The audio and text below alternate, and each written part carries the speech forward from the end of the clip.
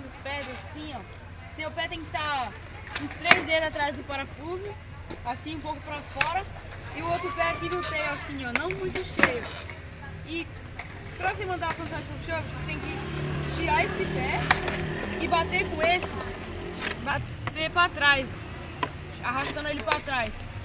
E depois você tem que pular pra trás também, porque o skate ele vai vir pra trás, mais ou menos assim, ó. Vai vir pra trás. E aí tem que dar o pulinho pra você pular na base.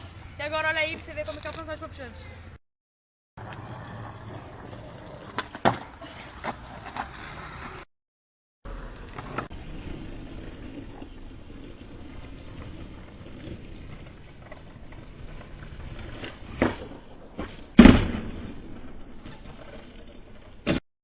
Agora veja aí os erros comuns.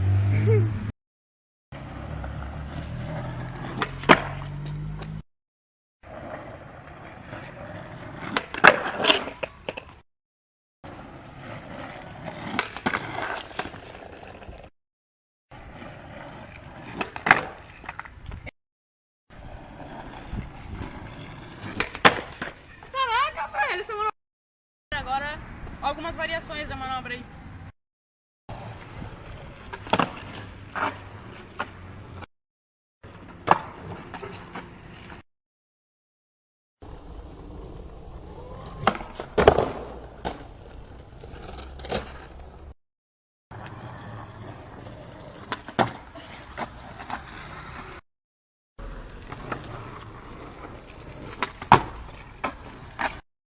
Esse aí foi o vídeo do Frontside Push-Up.